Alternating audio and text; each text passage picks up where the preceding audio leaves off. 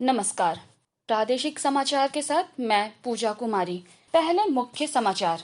संसद का 5 दिवसीय विशेष सत्र आज से शुरू होगा। कई अहम विधेयक किए जाएंगे पेश। आज संसद की उपलब्धियों, अनुभवों और स्मृतियों पर चर्चा होगी।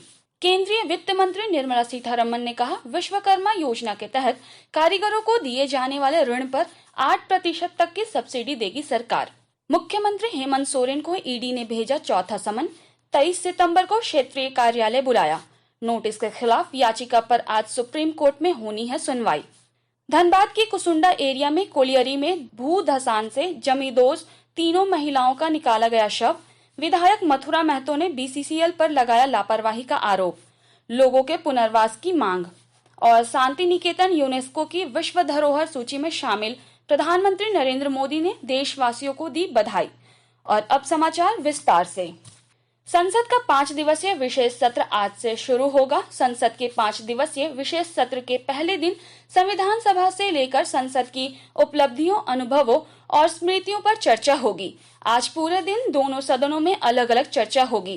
कल संसद भवन में सभी राजनीतिक दलों के साथ सांसदों का एक फोटो सेशन होगा। इसके अलावा मंगलवार को आजादी के 75 वर्ष पूरे होने पर सेंट्रल हॉल में एक समारोह भी आयोजित किया जाएगा। इसके बाद सत्र को नए संसद भवन में स्थानांतरित कर दिया जाएगा। बुधवार से नए संसद भवन में नियमित कामकाज होगा। संसद के इस विशेष सत्र में कुल 8 विधेयक लाए जाएंगे, जिनमें पहले से सूचीबद्ध 4 विधेयक भी शामिल है। इन 4 विधेयकों में मुख्य चुनाव आयुक्त और अन्य चुनाव आयुक्तों की नियुक्ति, अधिवक्ता विधेयक, प्रेस और आवधिक पंजीकरण विधेयक और डाकघर विधेयक शामिल है।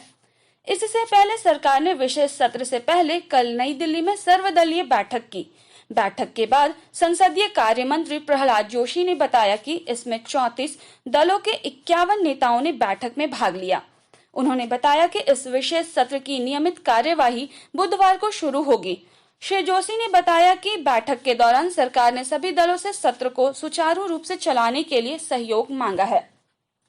वित्त मंत्री निर्मला सीतारमण ने कहा है कि सरकार प्रधानमंत्री नरेंद्र मोदी की शुरू की गई विश्व को जाने वाले ऋण पर 8% तक की सब्सिडी देगी।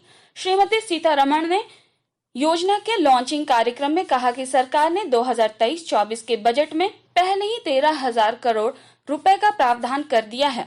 विश्वकर्मा योजना के बारे में वित्त मंत्री ने बताया कि कारीगरों को 5% की बहुत सस्ती ब्याज दर पर ऋण दिया जाएगा। इस योजना में बढ़ई, सुनार, लोहार, राजमिस्त्री, मूर्तिकार, नाई और नाविक सहित 18 तरह का शिल्पकार शामिल है। सरकार इनको 3 लाख रुपए तक का ऋण उपलब्ध कराएगी। मुख्यमंत्री हेमंत सोरेन को प्रवर्तन निदेशालय ईडी ने कथित जमीन घोटाला मामले में पूछताछ के लिए चौथा समन भेजा है। उन्हें 23 सितंबर को रांची के हीनो स्थित ईडी के क्षेत्रीय कार्यालय में बुलाया गया है। इसी बीच ईडी की नोटिस के खिलाफ सुप्रीम कोर्ट में दायर याचिका पर आज सुनवाई होनी है। उन्होंने 23 अगस्त को सुप्रीम कोर्ट में रीट पिटीशन दायर कर ईडी के समन को चुनौती दी थी। इसी दिन ईडी को पत्र लिखकर उन्होंने कोर्ट का फैसला आने तक कार्रवाई स्थगित करने का अनुरोध किया था। मुख्यमंत्री ने याचिका में ईडी पर दुर्भावना से प्रेरित होकर कार्रवाई करने का आरोप लगाया है। जमीन घोटाला मामले में प्रवर्तन निदेशालय ने हेमंत सोरेन को पहली बार 8 अगस्त को नोटिस भेजा था। पाकुड़ जिले के निरक्षरों को साक्षर बनाने को लेकर जिला साक्षरता समिति ने कवायद तेज कर दी है। विस्तृत ब्यौरे के साथ हमारे संवाददाता। नव भारत साक्षरता कार्यक्रम के तहत जिले के निरक्षरों को साक्षर बनाने की दिशा में जिला साक्षरता समिति ने प्रयास तेज कर दिया है। पहले चरण में जिले के 12,000 निरक्षरों को साक्षर बनाने के लिए विद्यालय प्रबंधन समिति के अध्यक्ष, संयोजिका सहित प्रखंड एवं संकुल साधन सेवियों को प्रशिक्षण दिया गया है। नव भारत साक्षरता कार्यक्रम के तहत विद्यालयों के प्रधानाध्यापक के माध्यम से निरक्षरों का पंजीयन कराया जाएगा और उसके बाद निरक्षरों को प्रतिदिन 2 घंटे पढ़ाई कराकर उन्हें शिक्षित करने का काम किया जाएगा। निरक्षरों के पढ़ाई की व्यवस्था वॉलंटियर के जरिए की जाएगी। राम प्रसाद सिन्हा, आकाशवाणी समाचार, पाकुड़। आकाशवाणी के ताजा तरीन समाचारों के लिए आप हमारी वेबसाइट newsonair.com पर लॉग ऑन कर सकते हैं। ताजा समाचार X handle @AIR news alerts और Facebook page All India Radio News पर भी उपलब्ध हैं। आप प्रादेशिक समाचार एकांश के एक्स हैंडल @AIR News_Ranchi और फेसबुक, इंस्टाग्राम पेज तथा YouTube channel AIR News Ranchi पर भी हमारे बुलेटिन सुन सकते हैं। प्रादेशिक समाचार आप आकाशवाणी रांची से सुन रहे हैं। धनबाद के BCCL कुसुंडा एरिया के गोंदुडी कोलियरी में संचालित एक आउटसोर्सिंग कंपनी के पास कल एक भू धसान में जमींदोज तीनों महिलाओं के शव निकाले गए हैं। घटना को लेकर ग्रामीणों में भारी आक्रोश है।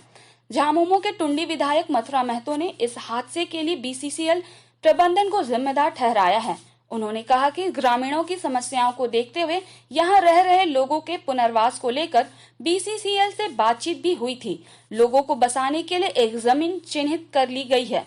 उन्होंने बंद कराने के बाद भी हेवी ब्लास्टिंग शुरू होने की जांच की मांग की।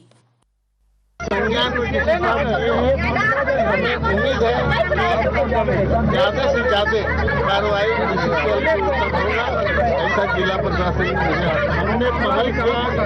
हमारा प्रोग्राम यह है कि BCCL पर कार्रवाई हो, इन पर मुकदमा हो, ताकि ऐसे लोग दोबारा घटना नहीं घटे। और इस पर लेकिन सबसे पहले हम लोग संरक्षण चाहते हैं कि हमारे लोगों का संरक्षण हो, जान माल का क्षति नहीं हो। इसके लिए हम लोग तत्काल चाह रहे हैं कि पुनर्वास हो। गिरिडीह जिले में स्टेशन रोड के अंटा बंगले में पुलिस अधीक्षक दीपक कुमार शर्मा ने छापेमारी कर कई प्रकार के नशीले पदार्थों को जब्त किया है।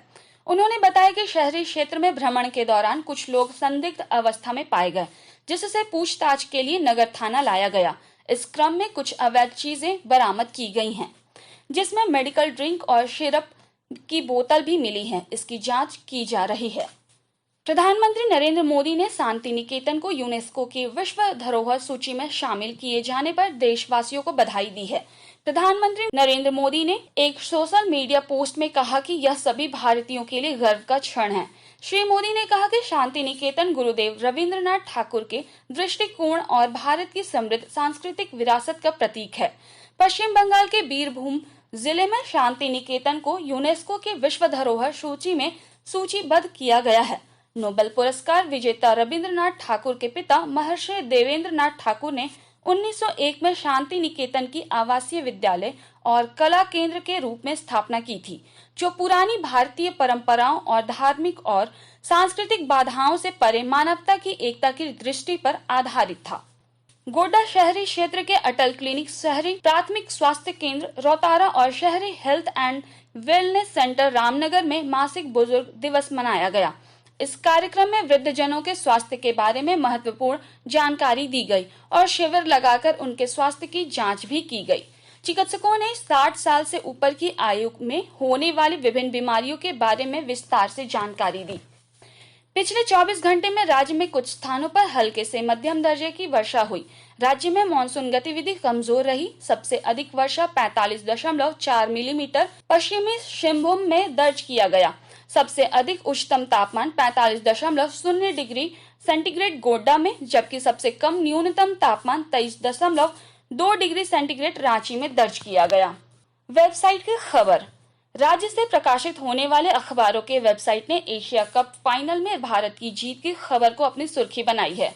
प्रभात खबर ने लिखा है, एशिया कप फाइनल में भारत और श्रीलंका के मैच में लगी रिकॉर्ड्स की झड़ी। दैनिक भास्कर की सुर्खी है, सीएम हेमंत सोरेन को ईडी का चौथा समन, 23 सितंबर को ईडी ने क्षेत्रीय कार्यालय बुलाया। हिंदुस्तान ने लिखा है, झारखंड में भीषण हादसा, कोयला प्रोजेक्ट के पास गोफ में समा गई 3 महिलाएं। लातेहार में पेट्रोल पंप में लूट, 5 घंटे में वारदात का खुलासा। दैनिक जागरण ने इसे प्रमुखता से जगह दी। अंत में मुख्य समाचार एक बार फिर। संसद का 5 दिवसीय विशेष सत्र आज से शुरू होगा। कई अहम विधेयक किए जाएंगे पेश। आज संसद की उपलब्धियों, अनुभवों और स्मृतियों पर चर्चा होगी। केंद्रीय वित्त मंत्री निर्मला सीतारमण ने कहा, विश्वकर्मा योजना के तहत कारीगरों को दिए जाने वाले ऋण पर 8% तक की सब्सिडी देगी सरकार। मुख्यमंत्री हेमंत सोरेन को ईडी ने भेजा चौथा समन, 23 सितंबर को क्षेत्रीय कार्यालय बुलाया। नोटिस के खिलाफ याचिका पर आज सुप्रीम कोर्ट में होनी है सुनवाई। धनबाद की कुसुंडा एरिया में कोलियरी में भू धसान से जमींदोज तीनों महिलाओं का निकाला गया शव।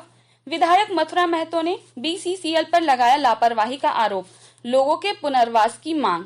और शांति निकेतन यूनेस्को की विश्व धरोहर सूची में शामिल प्रधानमंत्री नरेंद्र मोदी ने देशवासियों को दी बधाई। इसके साथ ही आकाशवाणी रांची से प्रादेशिक समाचार का ये बुलेटिन समाप्त हुआ। नमस्कार।